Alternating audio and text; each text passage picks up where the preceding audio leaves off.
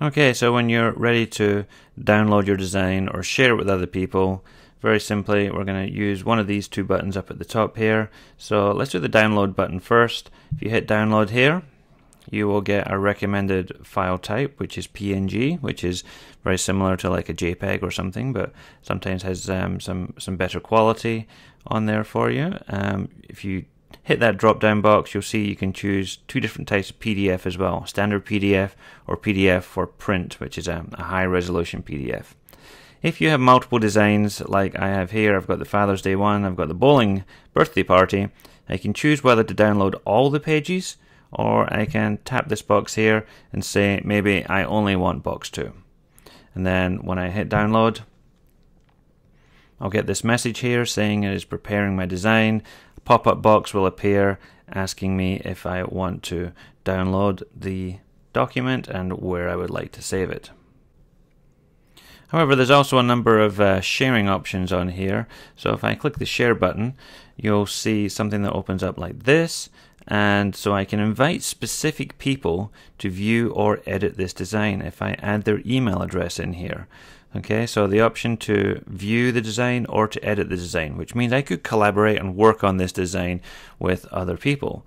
And I could send it off and say, hey, here's what I've done so far. Can you go in and add the address or other details that you know that person has access to, or maybe you just want to get some feedback from them and see what they think about it. So you can add up to 10 people to work and collaborate on your document here.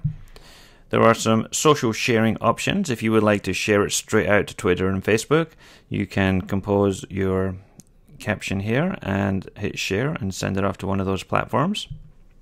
Under the link box, this is kind of an interesting one, especially for students, and I'm going to ask you guys to do this later in the class here, but if you would like to share a design with somebody without adding them as a collaborator and putting their email address in, then you can share your design with a link. Okay, and people can either view or edit when they click on this link, but it could be a good way for students to turn in an assignment. You ask them to create something in Canva and turn it into you. You could have them submit it as a link, or you could have them download the actual document and submit it as a PNG or a PDF. And the last option over here is the embed code. So if you are working with images that you would like to embed on a website, I mean, whether you would like to do that or not is purely up to you. I mean, the advantages of that are you can update the design inside of Canva and it will automatically update the design on the website, but you need to make your designs public in order for that to happen. So if I make this one public, there you go, I've now got an embed code in order to put this into my website and a different code to put it into WordPress or Medium. So that's some options on how to share and download your creations inside of Canva. If you're not ready to share things publicly yet and you still want to come back and make more changes, you'll find that when you go back to your Canva dashboard, everything you've been working on is saved in here. So my Father's Day one is right here.